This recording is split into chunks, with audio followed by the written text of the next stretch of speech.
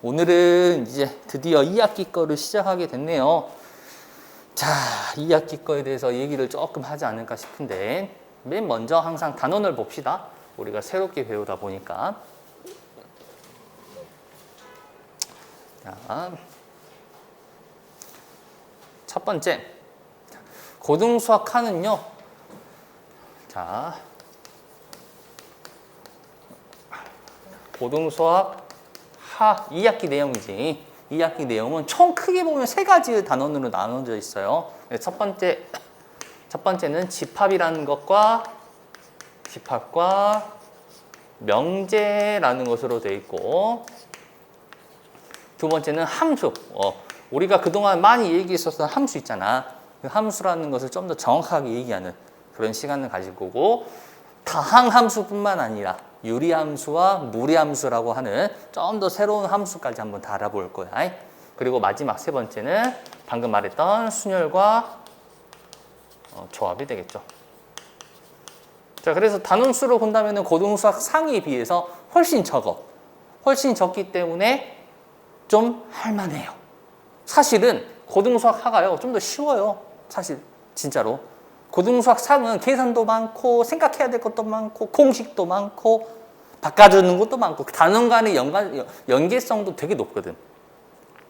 2차 방정식뿐만 아니라 2차 함수뿐만 아니라 2차 부등식까지 연결돼 있고, 그러다 보니까 조금 더 공부를 끊임없이 했었어야지 좀 잘할 수 있었다면, 얘들은 물론 연결돼 있습니다. 연결돼 있겠지만은 하나에서 다루는 것들이 조금 다르다라고 할 수 있어요. 그래서 이것들이 어떤 단원으로 이루어져 있고 우리가 좀 더 어떤 거에 집중해서 공부를 할지 한번 볼 건데, 첫 번째 집합과 명제예요. 집합과 명제에서 당연히 말 그대로 집합과 명제 두 개를 배울 거야. 둘 다 들어본 적이 없어. 수학책에서는 들어본 적이 없어요. 그렇지? 집합이란 말을 많이 들어봤죠? 학교에서 집합하면 모이는 거. 그래서 방금 말한 거 그대로 얘는 모일 거예요. 네, 모으다야. 어떤 특정은, 근데 그냥 모이면 안 되겠네? 왜? 잘생긴 사람 모여봐 하면 너도 나도 가잖아. 그렇지? 잘생기지도 않았는데. 네, 그래서 아무튼 어떤 기준에 의해서 확실하게 정해지는 기준이 있을 거고, 그 기준에 의해서 모은다. 근데 그 모으는 과정 속에서 연산이라는 것을 하게 될 거야. 그래서 집합의 연산이 조금 어려울 거다. 자, 그래서 이 단어는 조금 더 우리가 신경 써서 공부를 할 겁니다. 자, 두 번째는 이제 집합으로서 우리가 모았다면은 그 모은 거 말고, 얘는 명제라는 것은 문장입니다. 문장 또는 식이에요. 얘는 옳다 혹은 그르다, 참과 거짓에 대해서 얘기를 하는 문장 혹은 식을 우리는 명제라고 하고, 방금 말했던 것처럼 어떤 증명 같은 것을 좀 하게 되는 거야. 물론 그냥 수학적으로 봤었을 때 문장만 다루면 좀 힘들겠지. 읽고 푸는 거니까. 그게 아니라 집합과 연관을 조금 시키면서 명제를 우리가 배울 거예요. 명제도 집합으로 표현할 수 있어요. 그래서 지금 하고 있는 것은 약간 어떤 거야? 표현법이겠지? 새로운 표현법, 이런 것들을 배울 거야. 오케이? 자, 두 번째. 그 다음에는요, 우리가 많이 어려워하죠. 학생들이 정말 어려워하고 정말 싫어하는 함수예요. 함수. 결국에는 함수. 그동안 우리가 함수라는 거 뭐예요? 함수라는 게 뭐야? 라고 물어봤었을 때, 중학생 버전으로 말한다면, 중학생 버전에서는 x값에 따라서 y값이 결정되는 거요 라고 말해요. 근데 그걸 조금 더 자세하게 풀어볼 것이고, 함수의 정확한 뜻을 알아볼 거야. 그리고 그래프는 당연히 우리가 많이 그려봤잖아. 그래프를 그리는 게 어렵습니다. 하지만 어려워하지 않아도 돼요. 결국에는 x, y를 표시할 거거든. 아무튼 그래프라는 것을, 그래서 그래프 함수의 여러 가지 종류들이 있거든요. 4가지 정도. 4가지 정도 함수의 종류를 알아볼 거고, 그 4가지에 대해서 얘기를 해볼 겁니다. 그리고 나서 새로운 거, 합성이라는 과정, 혹은 반대라는 개념. 그래서 합성함수, 역함수까지 해서 사실은 함수의 종류들에 대해서 공부한다. 함수라는 것이 이런 종류가 있다. 함수라는 것을 이렇게 해석하겠다. 이 전에 배웠던 집합이라는 것을 통해서 하게 될 거예요. 자, 그리고 나서 우리가 1차 함수 혹은 2차 함수라는 걸 배웠거든요. 근데 그것은 다항함수라 그래요. 그래서 다항함수가 아닌 유리함수 혹은 무리함수라고 하는 새로운 함수들도 한번 공부를 해볼 거고, 특이하겠죠. 당연히 생긴 것도 특이할 것이고, 특이하면 특이할수록 외우는 것은 별게 없어요. 그래서 단언컨대 가장 쉬울 거고 가장 어려울 거예요. 이해 갔을까? 자, 마지막, 우리가 마지막으로는 어떤 걸 배워? 이제 경우의 수라는 걸 배우죠. 방금 이제 유정이가 뭐시냐, 경우의 수 어떻게 해요? 라고 했는데 경우의 수 쉬워요. 쉽습니다. 언제 곱해요? 언제 더해요? 구분할 거고요. 그 다음에 우리가 그 전에 배웠었을 때 그냥 막 일렬로 세우고 했다면은 그게 아니라 순열, 순서가 있는 나열, 조합, 만들기만 하면 되는 것들. 그래서 순서가 있다와 순서가 없다로 구분하는 순열과 조합이 있을 거고, 아마 고등수학 하에서 가장 어려운 단원이 될 건 경우의 수예요. 왜냐면 일일이 세야 돼. 조금 경우를 나눠주면서 일일이 세는 작업이 많이 들어가. 그리고 정형화된 형태가 많이 없어요. 그러다 보니까 문제가 계속 응용되겠지. 그래서 그 응용되는 것들을 한번 알아볼 거고, 그래도 그나마 좀 더 쉽게 푸는 여러 가지 방식들을 한번 배울 거라는 거야. 그래서 우리가 나중에 한번 배우겠죠. 아마 8월 중순 이후가 되겠지. 그때 한번 배울 건데 그때 또 잘 한번 익혀봅시다. 외울 것들이 좀 있어요. 자, 그래서 오늘은 이 집합이란 녀석에 대해서 가볍게 집합의 뜻, 그리고 표현하는 방법들, 집합의 뜻과 표현에 대해서 한번 알아볼 겁니다. 자, 여기 보시면 책에, 오구, 뭘 엄청 가깝게 되네. 자, 먼저 집합이라는 것에 대해서 얘기를 할 겁니다. 자, 집합이라는 것은 어떤 것이냐면, 아까도 말했지만, 집합이라는 것은 결국, 집합은 우리가 알고 있는 거 그대로야. 모임이에요, 모임. 모임을 말해요. 근데, 그냥 모여라 라고 했었을 땐 조금 애매한 구석이 있을 수 있겠다라는 거지. 예를 들어보면, 자, 요즘에 야구가 계속 하고 있죠? 야구 좋아하나? 선생님 별로 안 좋아해요. 그러니까 치고 달리고 그게 끝이잖아요. 아무튼 자, 유명한 야구 선수가 있대요. 유명한 야구 선수의 모임이라고 한번 해볼까? 근데 이 유명하다의 기준은 뭐야? 지역마다 혹은 어떤 팀을 좋아하냐에 따라 다르겠지. 그렇죠? 나라마다 다를 것이고. 그래서 얘는 기준이 되기에는 안 된다라는 거지. 기준이라 하면은 명확하게 분명하게 그 대상들을 구분할 수 있는 것들을 우리는 기준이라 그래요. 그래서 여기 나와 있는 것처럼 집합, 주어진 조건에 의해 대상을 분명하게 정할 수 있는 것. 주어지는 조건이 있겠죠. 어떠한 조건이 있을 거고, 그 조건에 대해서 분명하게 그 대상을 정할 수 있을 때 우리는 그것을 집합이라고 합니다. 자, 그 대상들의 모임을 우리는 집합이라 해요. 자, 예를 들어볼까? 마찬가지로 예를 들어볼까? 제일 가장 많이 들은 거, 우리나라의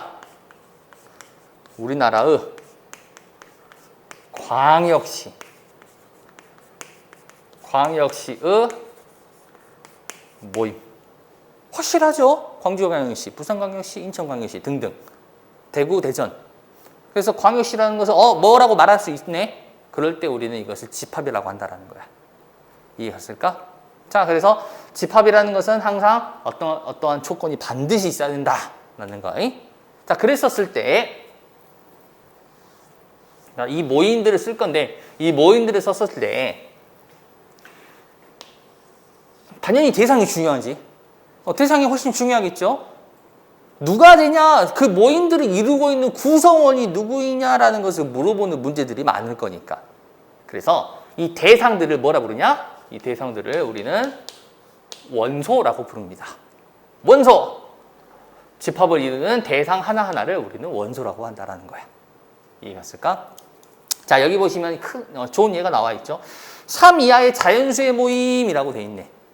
3 이하의 자연수이다 보니까 1, 2, 3이 되겠고, 그러면 1 혹은 2 혹은 3 걔들이 원소가 되겠다라는 거야.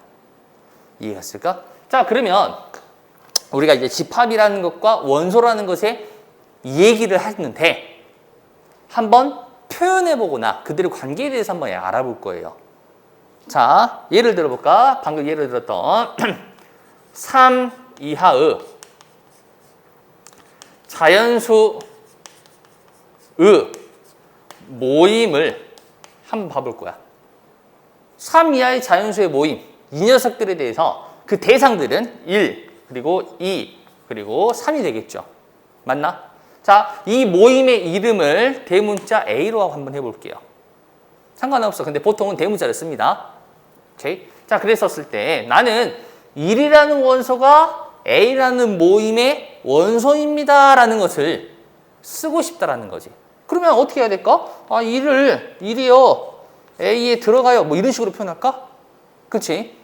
일정한 규칙이 있어야겠죠. 그래서 수학자들이 어떠한 기호를 씀으로써 우리는 표시를 했고, 그 기호는 다음과 같이 동글뱅이하고 하나 더 이렇게 이렇게 있었을 때 부드러운 쪽 있죠? 뾰족한 쪽 말고 부드러운 쪽에 원소를 씁니다. 뾰족한 쪽에는 집합을 쓰고요. 그래서 1이라는 원소가 A라는 집합의 원소예요 라고 말하는 것을 다음과 같이 기호로 쓰게 됩니다. 여기는 이렇게 부드러운 쪽에는 원소, 그리고 뾰족한 쪽에는 집합을 쓴다. 반대로 쓰면 안 돼요. 위치가 정해져 있다는 거야. 이렇게 써도 되겠죠? 혹은 A, 1, 그러면 이렇게 써줘야겠지. 이해갔을까요? 자, 이것을 우리는 집합과 원소의 포함 관계라고 해요. 이제부터는 여기에 속해 있다라는 것보다 조금 더 고급지게 포함이라는 단어를 쓸 거야. 자, 얘는요, 1은 A의 원소입니다 라고 하거나 1은 A의 포함이라고 표현할 수 있겠다라는 거지. 그러면 이런 거 말고 여기 보면 4라는 것은 A의 원소입니까? 아니죠. 그러면 4는요, A의 원소가 아니라는 표현을 써야겠네. 그래서 아닐 때는요, 이렇게 가운데에 한번 슬러시를 그어주면 된다. 그래서 원소가 아님을 뜻할 때는 다음과 같이 표현하면 돼요. 이해갔을까? 자, 그래서 두 번째, 집합과 원소 사이의 관계를 나타낼 때는 요 삼지창이라고 보통 불러요. 그래서 요 삼지창이라는 모양을 떠서 표현해서 우리가 쓰게 됩니다. 오케이? 자, 그러면 여기에서 다시 이 녀석을 예로 들게. 자, 이렇게 쓸 건데, 자, 이 모임을 A라고 할 것이고, 자, A라는 모임이 원소가 1, 2, 3이다라는 것을 조금 쓰다 보니까 안 예뻐. 이쁘지가 않아. 왜 이쁘지가 않아? 아니, 계속 이렇게 써야 돼, 그러면? 이걸 다 1은 A에 포함돼요. 2도 A에 포함돼요. 3도 A에 포함돼요. 이걸로 끝이에요 라고 쓰기에는 조금 많거든. 그렇죠? 그래서 집합이라는 것을 표현하는 방법이 있고 그 세 가지를 한번 알아볼 거예요. 자, 첫 번째는 집합의 표현. 자, 세 번째죠. 집합의 표현 방법. 자, 첫 번째는 말 그대로 원소들을 일일이 다 쓸 거예요 라는 이 녀석이 포함되어 있는 원소들이 누구냐를 일일이 다 보여주는 방법. 그래서 원소를 직접 나열한다. 그래서 원소 나열법이라는 방식이 있습니다. 가장 많이 씁니다. 앞으로도 가장 많이 쓸 거고요. 자, 개수가 3개밖에 안 되니까 쓰기도 편할 것이고, 그래서 A라는 집합이 1, 그리고 2, 그리고 3으로 이루어져 있습니다. 근데 이렇게만 쓰니까 조금 부족하지. 지금은 모임이라 그랬네. 그래서 수학에서 모으다, 얘들만 모을 거라는 표현 중에 하나가 괄호가 있어. 근데 소괄호는 좀 자주 쓰죠. 그래서 우리는 중괄호로 표시를 해줘요. 중괄호가 열렸다 그러면 그 안에 있는 것들은 전부 뭐다? 전부 원소다라고 생각하면 되는 거야. 원소들은요, 다음같이 대상들을 구분지을 때 컴마를 이용하고요. 다시 한번 강조할게요. 집합 기호가 있다면 그 안에 있는 녀석들은 무조건 원소예요. 무조건. 자, 이게 무슨 말이냐? 자, 이러한 말고, 이 집합 말고 B라는 집합이 또 있는데, 이 B라는 집합이 어떻게 생겼냐면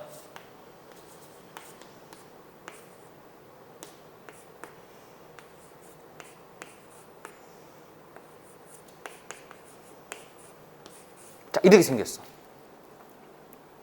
와, 지 멋대로 생겼죠? 뭔지는 몰라. 근데 모아놓고 보니까 이런 것들을 원소로 가지겠대. 그러면 다시 한번 강조할게요. 맨 끝에 있는 집합기호 안에 들어있는 것들은 모두 원소 취급이야. 그러면 컴마로 구분한다 했죠? 원소가 1개, 원소가 2개, 원소가 3개. 근데 집합이잖아. 그게 아니라 원소 취급이야. 1이라는 것을 묶어놨죠. 그래서 원소 하나, 둘, 셋, 4개. 그리고 요거 2개 있네? 가 아니라 2개를 묶어놨잖아. 묶어놓은 것은 하나 취급이야. 원소가 5개. 이해 갔을까? 그래서 맨 가에 있는 집합기호를 떼버린다면 그 안에 것들은 전부 원소라고 취급을 해주면 된다라는 거지. 이해 갔을까? 자, 이것은 뭐라고? 이것을 원소 나열법이라고 불러요. 자, 원소들을 일일이 나열하기 때문에 가장 많이 쓰겠죠? 근데 여기 있는 것처럼 1, 2, 3밖에 없으니까 좀 적죠? 적잖아. 근데 좀 많아질 때가 있단 말이야. 예를 들면 자, B라는 집합은 100, 이번에는 이하의 100 이하의 자연수의 모임을 우리가 이 집합을 B라고 한번 부를게. 그러면 B는 하고 1, 2, 3, 100까지 다 쓸까? 아니, 원소를 일일이 나열한다 했으니까 다 쓰긴 써야 돼요. 하지만 일정한 규칙성이 있고 지금 보니까 숫자가 일씩 커지고 있죠. 그리고 나는 그 자연수 100까지만 쓸 거잖아. 그래서 중간에 이 규칙성을 유지하면서 방금 중요한 말 한 거야.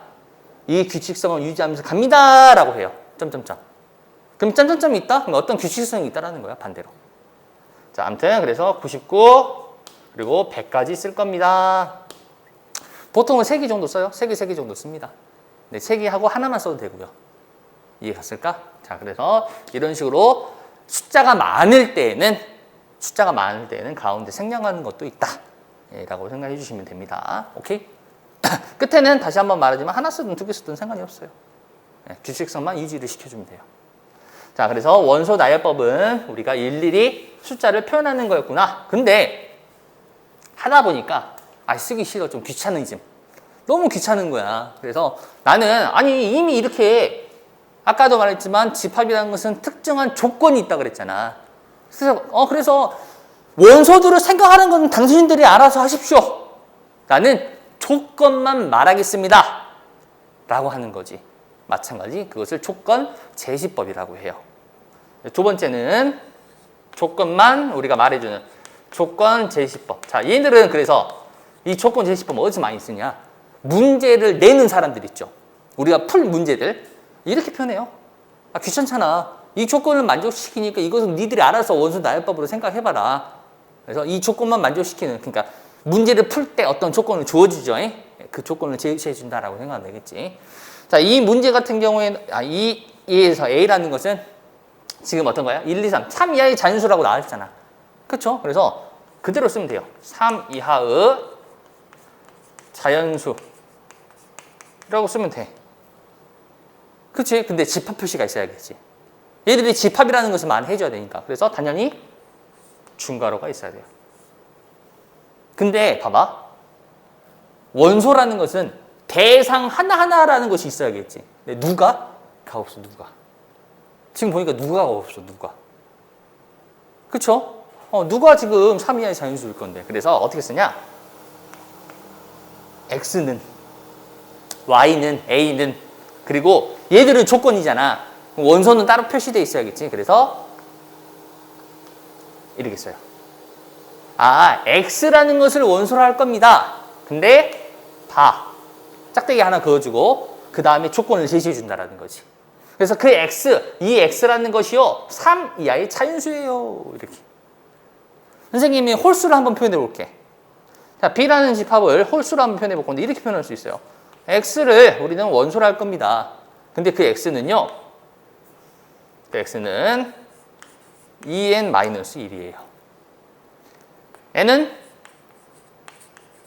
정수이고요.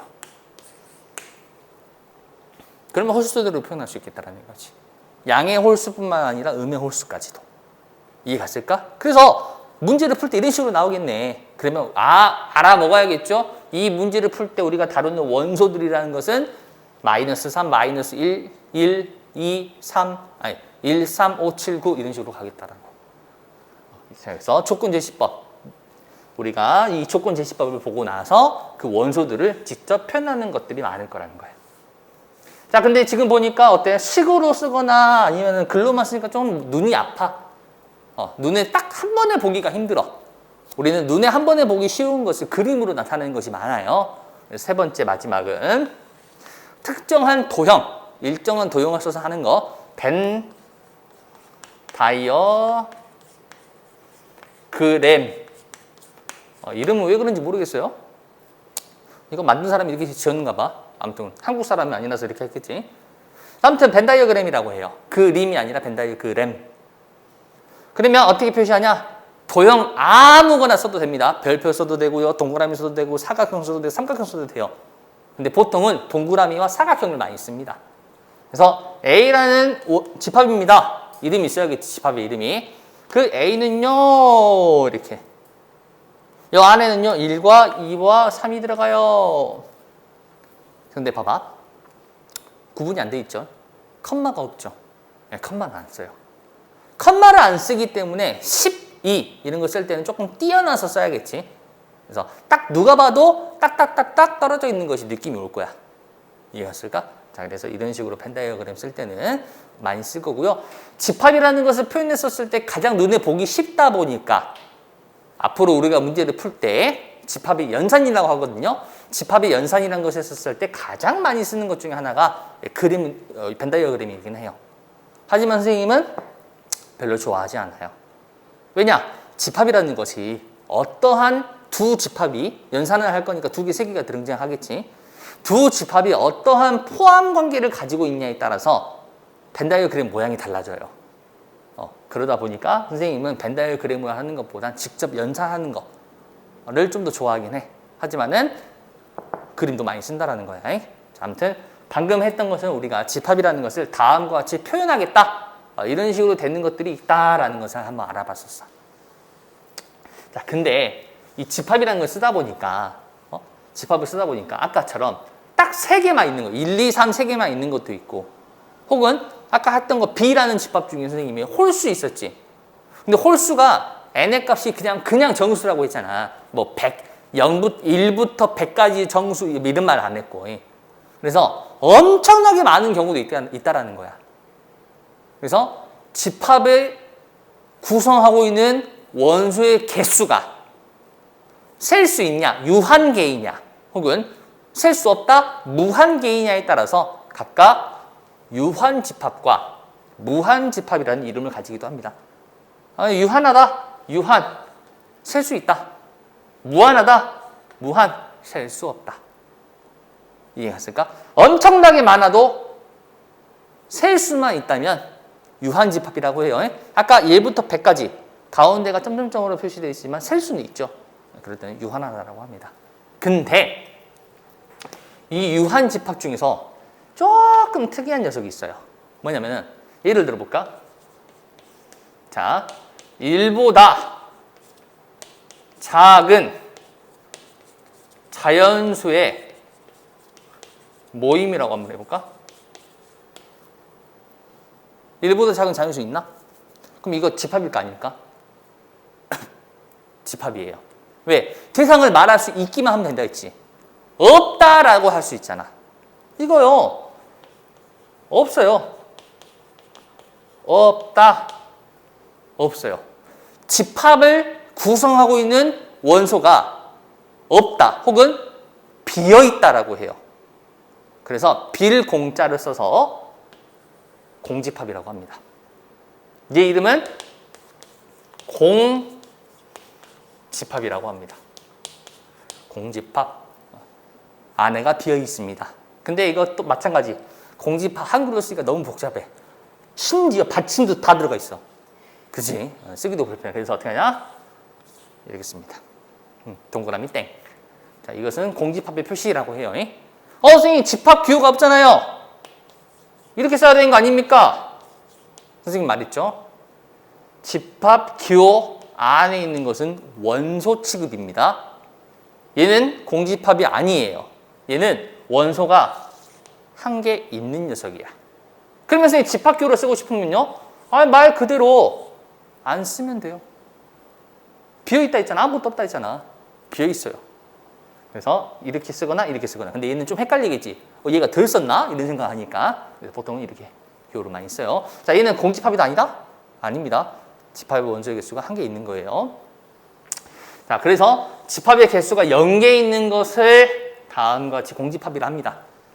그러면 셀 수 없는 것보단 반대로 셀 수 있는 거에 대해서 얘기를 점점 우리가 많이 하겠지.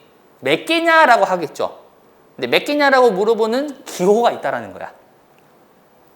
그냥 한글말로 하면은 힘드니까. 그래서 마지막 집합의 개수를 표현할 때 요한 집합의 개수 A라는 집합이 있고 그 녀석의 원소의 개수는 다음과 같이 NA라고 해요. 방금 우리가 했었던 A 1, 2, 3 그러면 넘버 A 여기는 지금 뭐 했어? 집합의 이름이 들어가죠? 집합 기호가 안 들어갑니다. 그러면 얘는 3이라고 쓰면 되겠지. 혹은 이렇게 써도 되겠죠? 요 소괄호 안에는 집합이 들어가거든. 그러면 집합의 이름이 없게, 집합의 이름이 없대. 그럼 이건 몇 개 있어? 라고 물어보는 거야. 얘는 얼마? 얘도 3이 되겠죠. 이해하실까? 여기 안에 들어가는 것은 소괄호 안에 들어가는 것은 소괄호 안에는 집합이 들어간다. 이해갔을까요?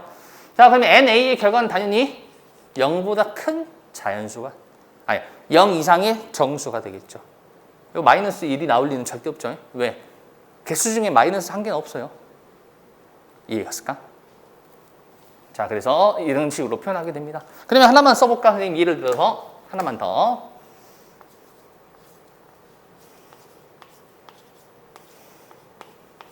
자, 맞아요? 틀려요?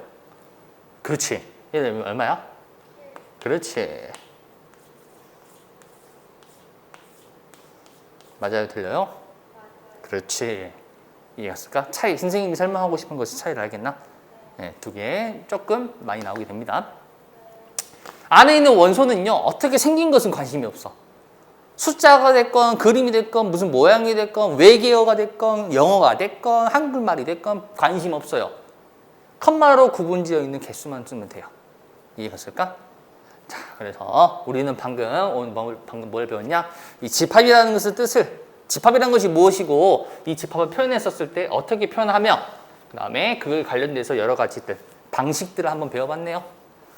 네, 조금 쉬었다가 대표 문제 한번 풀어봅시다. 집합의 뜻이라고 하네. 집합의 뜻이라고, 자, 문제에서 다음 보기 중 집합인 것을 골라라 라고 나왔네. 그래서 밑에 한번 봐봤더니 어떤 기준들이 정해져 있죠. 그랬었을 때 나는 집합이기 위해서는 그 대상들을 하나하나 일일이 말할 수만 있다면 우리는 그것을 집합이라 한다 했었지. 짝수 당연히 말할 수 있죠. 2, 4, 6, 8. 근데 몇 개인지는 몰라. 그래서 조금 더 디테일하게 한번 말해볼까? 얘는 무슨 집합일까? 개수는 알 수 없죠. 그래서 개수로 나면 무한 집합이다 라고 할 수 있겠네. 자, 유명한 골프 선수 아까랑 했던 거랑 좀 비슷한 맥락이네. 유명한 것은 기준이 정해지지 않아요. 자, 0에 가까운 수 마이너스 1하고 1이라고 하면 안 되겠죠. 0에 가까운 수는 모릅니다. 그 누구도 몰라요. 선생님 모르니까 없는 거 아니에요 라고 하지만은 그게 아니라 대상을 말할 수가 있냐 없냐가 중요하다 했잖아. 대상을 말할 수가 없어요. 왜? 2분의 1, 4분의 1, 4분의 1 말고 8분의 1, 8분의 1 말고 16분의 1 계속 갈 거니까. 그래서 얘는 말할 수가 없습니다. 태양계 행성, 선생님 행성이라는 것은 어떻게 될지 몰라요 라고 하는 사람들이 있는데 아직은 과학적으로 정해진 게 딱 정해져 있죠. 그렇기 때문에 태양계 행성의 모임도 당연히 말할 수가 있다. 맛있는 과일, 선생님은 수박을 좋아합니다. 하지만 선생님 친구는 수박을 싫어한대요. 맛있다라는 기준이 다르겠지. 그렇기 때문에 당연히 안 되겠죠. 우리나라 광역시 마찬가지로 말할 수 있죠. 그래서 다음과 같이 기역, 리을, 비읍이 되겠네요. 집합을 표현해봐라 라고 되어 있네. 다음 집합을 원소 나열법으로 나타낸 것은 조건제시법으로, 조건제시법으로 나타낸 것은 원소 나열법을 한번 해봐라 라고 나왔는데 이 조건제시법으로 나타낼 때는 답이 하나만 있을 수는 없어요. 조건지시법은 어떻게 표현하에 따라서 그 대상들이 원소의 나열법으로 표현된 거랑 똑같기만 하면 되거든요. 그래서 조금 여러 개 있을 수도 있다라는 거야. 무슨 말이냐면은 1번에서 A가 3, 6, 9, 12, 99라고 돼 있지. 그럼 얘들을 보니까 뭐야? 3의 배수. 근데 나는 3의 배수가 싫어. 나는 3으로 나누었을 때 나머지가 0인수라고 말하고 싶어. 똑같은 표현이거든. 그렇기 때문에 그것은 자기 마음대로 하면 되겠다는 거지. 이해했을까? 자, 지금 보니까 어때요? 100보다 작죠? 혹은 99 이하겠죠? 둘 중에는 아무거나 쓰면 되겠지. 이해했을까? 그래서 A라는 것은 조금 일반적으로 표현하면 X바 X는 100 이하 100보다 작은 뭐 상관이 없죠. 어차피 100은 안 들어갈 거니까 100 이하의 자연수죠. 전부 다 3의 배수. 표현만 하면 돼요. 그 대상들을. 조금 깔끔하게는 이렇게 100보다 작은 3의 양의 배수. 자연수란 말을 빼버리고 이렇게도 표현할 수도 있겠다라는 거. 자, 두 번째. B라는 집합이 어떻게 되어 있냐? 1, 2, 4, 5, 10, 20이라고 되어 있네요. 이 숫자들을 봤었을 때 당연히 규칙성이 있을 거고 그 규칙성이 있으면 조건제시법으로 말하기가 편하니까 그 조건을 찾아봐야 되는 거야. 근데 딱 봐도 20의 약수죠. 1하고 20, 2하고 10, 4하고 5 우리가 이렇게 쓸 거니까.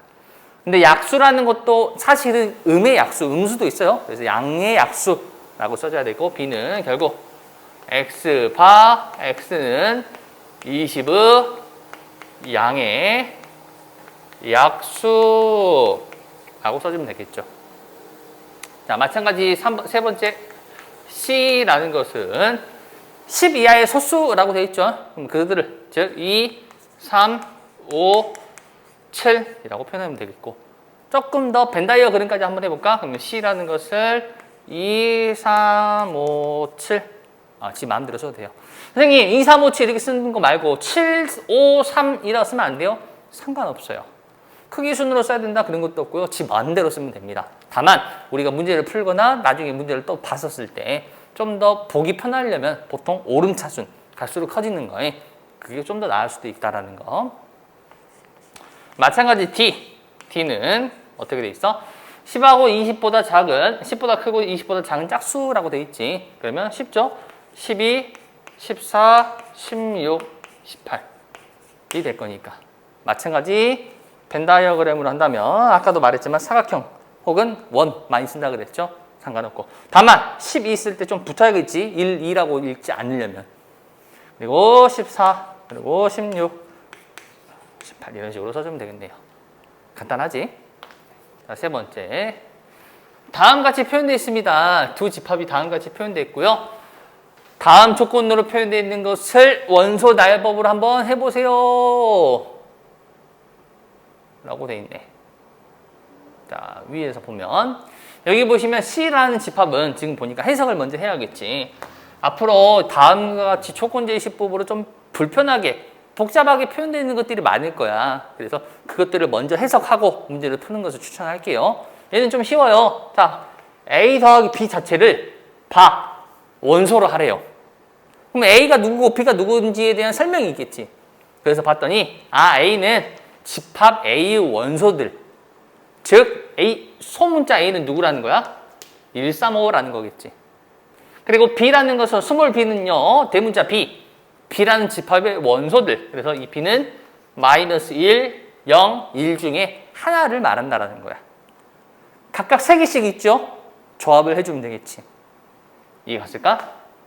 자, 그래서 C라는 집합은 첫 번째 C라는 집합을 쓸 건데 자, 2를 선택하고 나서 마이너스 1 더하고 0 더하고 1 더하고 3을 선택하고 마이너스 1 더하고 0 더하고 1 더하고 5랑 마이너스 5랑 0, 5랑 1이라고 하면 되겠죠.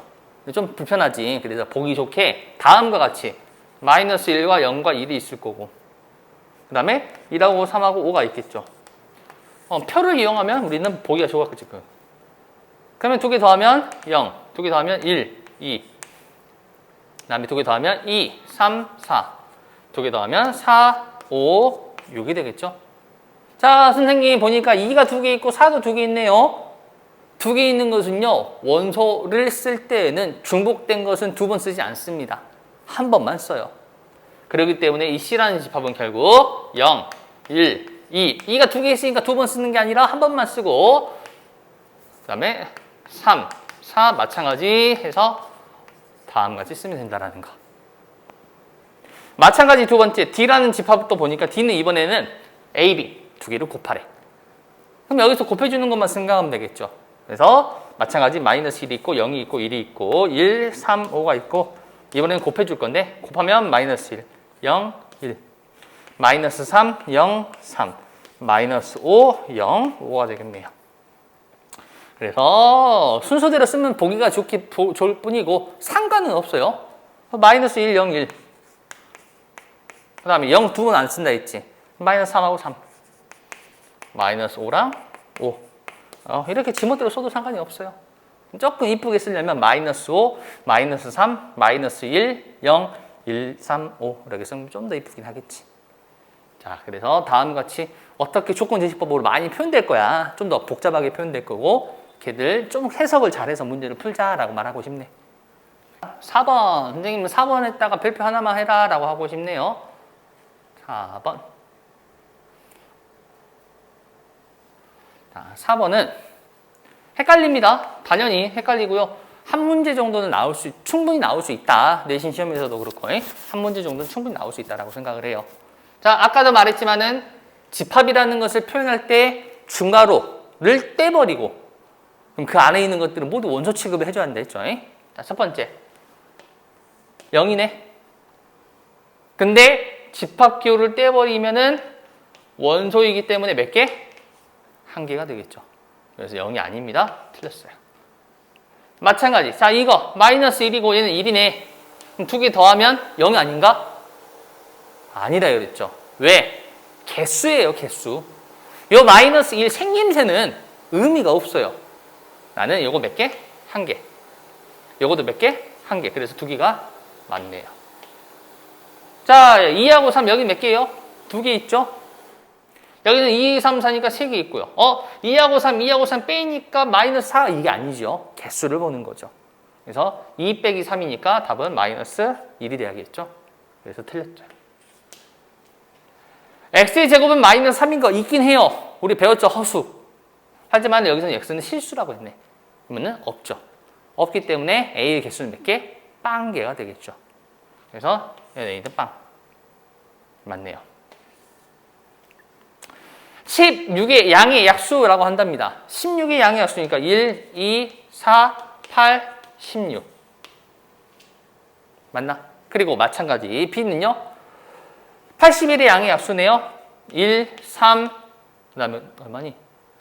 9, 27, 81. 근데 이렇게 됐었을 때 지금 뭘 물어보는 거야? NA와 NB를 물어보는 거네. NA니까 5개 있죠? NB니까 5개 있고요. 같아야 돼. 큰 게 아니라. 여기 숫자가 큰다. 다시 한번 강조합니다. 안에 들어가 있는 내용은 아직은 중요하지 않아요. 개수를 물어볼 때는. 특히나. 오케이? 자, 아까는 우리가 집합이 있고 그 집합을 포함한 하나의 집합에 대해서 그 집합의 원소가 있다 없다에 대해서 얘기를 했었지. 그러니까 집합과 원소 사이의 관계를 봤다면은 이번에는 그 집합들이 있을 거고 집합들 사이에 대해서 한번 얘기를 해보고 싶다라는 거야. 자, 예를 들어 봅시다. 예를 드는 게 제일 좋아요. 예를 들어 볼게. A라는 집합이 있는데 A라는 집합은 1, 2, 3으로 이루어져 있는 집합이야. 근데 B는요. 1, 2, 3, 4, 5로 이루어져 있는 집합이라고 할게요. 여기 보니까 A에 들어가 있는 모든 원소가요. 지금 어디에 있어요? B에 들어가 있죠. 그러면 만약 내가 이 녀석을 벤 다이어그램으로 한번 그림을 그려보고 싶어. 그러면 B라는 녀석이 1, 2, 3, 4, 5로 표시되어 있잖아. 근데 A를 따로 그리는 게 아니라 어차피 여기 A가 있으니까 A라 하고 이렇게 얘들만 묶어버리면 되는 거 아닐까? 그렇죠? 그림에서 확인해 보니까 A라는 녀석이 B의 일부분이 된다라고 할 수 있겠구만. 우리는 이것을 부분집합이라고 합니다. 그래서 부분집합은요, 당연히 하나에서는 잘 나오지 않겠지. 어떤 두 개의 집합이 있을 거고. 자, 여기서 중요한 게 있죠. 밑줄을 그어놓으면 좋겠고요. 밑줄을 그어놓으면 좋겠어요. 여러 가지 부분집합에 대한 표현이 있겠지만 결국 부분집합은 이 녀석이야. 이 녀석. 이 녀석. 뭐냐? A의 그냥이 아니라 모든 원소예요. 모든 원소. 하나도 빠짐없이.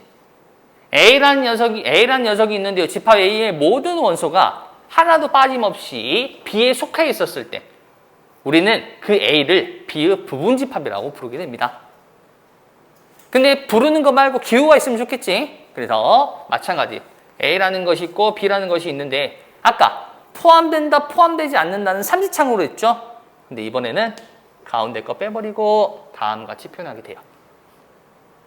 당연히 여기에가 좀 더, 자, 선생님이 지금 크다, 작다라는 말을 할 거거든. 근데 사실 집합에서는 큰다, 작다의 개념이 없습니다. 네, 이해하기 쉽기 위해서 B가 좀 더 크다라고 말할게요. 당연히 여기가 좀 더 큰 녀석이 들어오고 여기가 좀 더 작은 녀석이 들어온다라고 생각하면 되겠지. 자, 그래서 이렇게 돼 있다? 그러면 첫 번째, A가 B의 부분집합이다. 이게 기본이겠죠. A가 B의 부분집합이다 라고 말하는 것이 기본이야. 두 번째, 아니면은 포함한다, 속해 있다라고 표현할 수 있겠지. A는 B에 포함이 된다 라고 표현할 수 있겠죠. 혹은 B는 A를 포함한다. B는 A를 포함한다 라고도 쓸 수 있겠죠. 근데 선생님이 가장 좋아하는 표현은 세 번째 표현이에요. 다시 한번 강조합니다. A의 하나도 빠짐없이 모든 원소가 B에 있다. B에 있다. B에 포함된다. 이 표현을 선생님은 가장 좋아하긴 합니다. 이 표현법으로 해서 우리가 문제를 풀 때 더 많은 것을 쓸 거야. 다시 한번 강조할게요. 부분집합의 개념은요, 어디에 포함된다라는 개념이겠지만 당연히 집합이라는 것은 집합 자체 이름으로 보는 것보단 그 안에 들어가 있는 원소들을 원소들을 상대로 하는 게 더 많잖아. 그래서 A의 모든 원소가 B에 속해 있었을 때 우리는 부분집합이라는 개념이 성립한다 라고 생각하면 돼요. 이해갔을까? 자, 그래서 다음 같이 있습니다. 마찬가지 부분집합이 안 될 때는 여기다 가운데 짝대기 딱 그어주면 되겠지. 자, 그러면 이러한 것을 이제 부분집합이라 하는 것은 알았고 나는 이 부분집합에 어떠한 성질을 가지고 있냐, 특징들이겠지. 특징들이 있냐를 한번 알아볼 건데 두 가지만 기억할 겁니다. 자, 첫 번째, 여기 나와 있는 것처럼 첫 번째는요, 공집합 있죠. 그리고 자기 자신 있죠. 무조건 부분집합이에요. 이게 무슨 말이야? A라는 집합이 1, 2, 3이라는 집합이라고 하자. 아까도 말했지만 부분집합의 개념은 결국 원소들이거든. 공집합은 아무것도 없죠. 아무것도 없으니까 당연히라기보다는 아무것도 없는 녀석이니까, 비어있는 거니까 이 녀석은 A에 포함된다라고 해요. 오케이? 아무튼. 자, 그리고 또 A 자기 자신 있죠. 자기 자신. 자기 자신은 당연히 모든 원소가 여기 다 들어가 있겠죠. 그렇기 때문에 당연히 부분집합이라 하고요. 그래서 이미의 집합에 대하여 공집합은 모든 집합이 부분집합이고요. 모든 집합이 A 거. 마찬가지 모든 집합은 자기 자신의 부분집합이라는 거예요. 자기 자신은 부분집합이래요. 이해하실까? 자, 마지막 두 번째, A가 B에 포함되어 있고요. 근데 B가 C에 포함되어 있잖아요. 연결되겠죠. 그래서 A의 모든 원소가 B에 있고요. 그 B의 모든 원소가 C에 있다라는 말이겠지. 당연히 A는 C의 부분집합이 됩니다. 이해갔을까? 마치 우리가 이전에 배웠던 거, 요거랑 좀 비슷하죠? A가 B보다 크다. B가 C보다 크다. C가 B보다 크다. 그러면 어떻게 돼? A는 C보다 작다. 이게 성립하는 것처럼 약간 비슷한 개념이 되겠지. 둘 중에 뭐가 좀 더 중요하냐? 당연히 첫 번째 게 더 중요합니다. 일단 모든 부분집합은 자기 자신과 공집합을 가지고 있다는 거. 서로 같다라는 거. 자, 서로 같은 집합. 당연히 뭐가 같으면 될까? 두 개가 원소가 동일하다면 A라는 집합의 모든 원소가 B라는 집합의 모든 원소가 동일하다면 우리는 서로 A하고 B가 같다라고 말하겠죠. 근데 일일이 비교하기 싫을 때도 있단 말이야. 그래서 결국 부분집합의 의미를 틀어서 A가 B의 부분집합이고 이고 또 B는 또 A의 부분집합이래요. A의 모든 원소가 B에 있고 B의 모든 원소가 A에 있다는 소리겠죠. 그러면 우리는 서로 같다라고 표현합니다. 이해갔을까? 서로 같다라는 표현은 다른 말로 하면은 A가 B의 부분집합 그리고 B도 A의 부분집합을 다르게 말한 거다라고 생각하면 되겠지. 이해갔을까요? 근데 우리가 알고 있는 일부분이라는 표현에 대해서 조금 얘기를 한다면 이 부분이라는 표현은 전체보다는 살짝 조그만 걸 말하죠. 그렇지? A가 있어요. 나는 이 A의 부분은요, 이만큼, 이게 부분의 의미잖아, 우리가 알기로는. 그래서 진부분집합이라는 개념이 있습니다. 자, 진부분집합. 용어가 조금 많이 나오고 있지, 지금. 용어 정리를 좀 잘해야 돼요. 자, 진부분집합. 말 그대로 진짜 부분집합. 즉, 누구를 빼줘? 자기 자신을 빼주는 거. 네, 자기 자신은 제외. 자, 예를 들어볼게요. 자, 1, 2, 3이라는 A라는 집합이 있습니다. 나는 이 A라는 집합이 가질 수 있는 부분집합들을 써보고 싶어. 그러면 1, 2, 3 빼놓고 원소를 쓰면 될까? 자, 뭐냐면요. 지금 여기다가 내가 원소 이렇게 해서 여기에 들어가는 녀석들을 만들어 보고 싶다라는 거야. 이해갔을까? 그럼 당연히 여기에는 1, 2, 3 빼고는 들어가면 안 되겠죠. 여기에 있는 모든 원소가 여기 단위 들어가야 되니까. 그러면 A의 이것들을 A의 부분집합이라 그래요. 그래서 A의 부분집합을 한번 써볼 거야. 자, 부분집합을 써볼 건데 아무 고민하지 않고 무조건 처음에 들어가는 것은 공집합이에요. 자, 그리고 원소의 개수가 0개죠? 원소의 개수가 하나짜리로 넘어갑니다. 당연히 원소 개수 하나니까 1, 2, 3이 되겠지. 원소의 개수가 2개짜리. 1과 2, 1과 3, 2와 3이 되겠죠. 원소의 개수가 마지막 3개짜리. 3개짜리지만 자기 자신이라고 하겠죠. 그래서 당연하게 쓰는 것 중에 하나가 얘랑 얘예요. 그치? 하지만 요 놈은 이제 부분집합이라고 부르지만 요 놈 있죠. 자기 자신 제외. 자기 자신을 제외한 얘들은 진부분집합이라고 이름을 붙인다라는 거야. 아, 진부분집합이라는 것은 결국 뭐야? 자기 자신을 하나 빼라는 거지 뭐. 간단하죠? 이해갔을까? 자, 이렇게 해서 부분집합들의 이름들을 한번 알아봤네요. 필수예제 5번.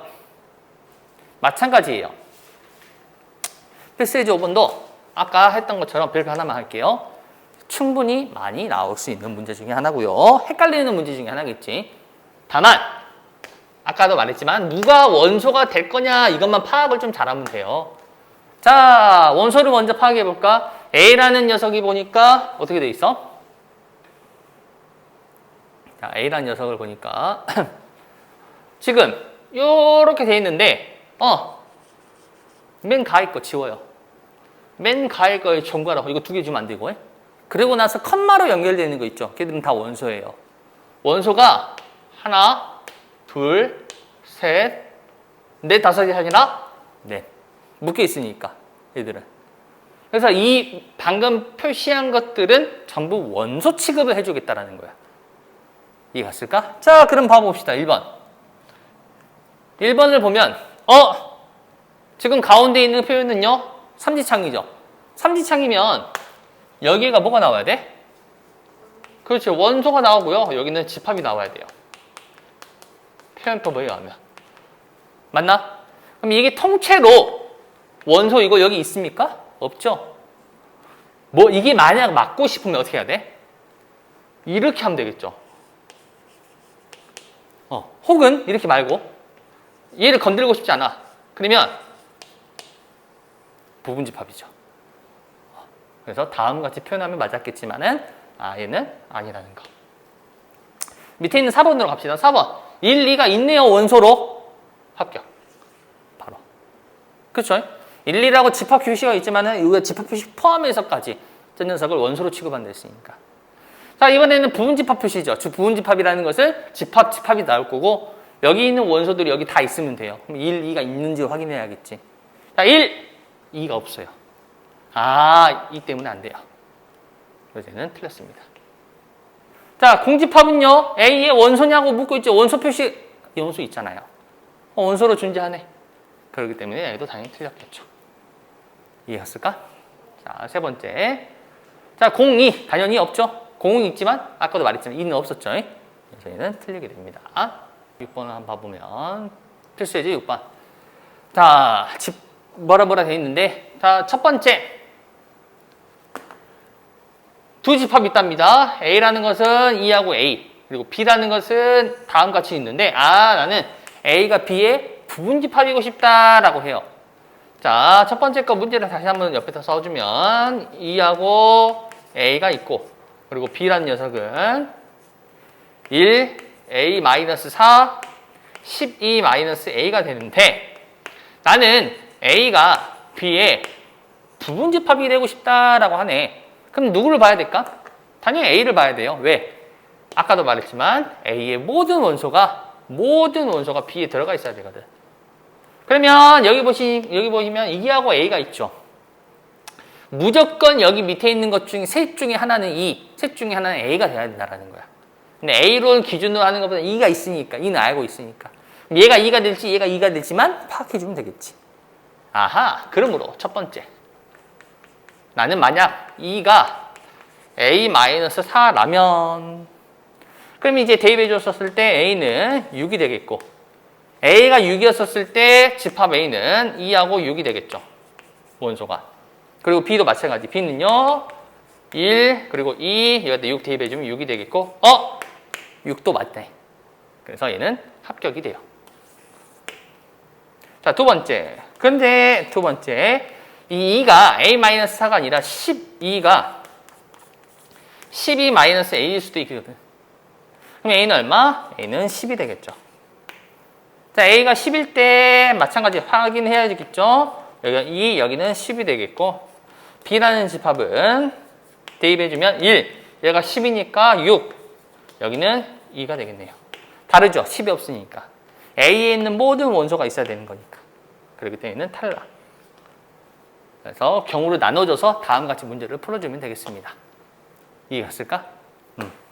자, 마찬가지 두 번째도 마찬가지. 두 번째는 부분집합의 개념이 아니라 이번에는 같다라고 되어 있네요. 자, A라는 집합이 다음같이 6, A 플러스 5, 2A 마이너스 1 그리고 5, 8, A제곱 마이너스 A인데 여기서는요 이것만 비교해주면 되겠지. 보니까 A는 하나 6 알고 있고 B는 하나 모르고 있고 5, 8이라고 되겠지. 그럼 요거 두 개가 같아야겠죠.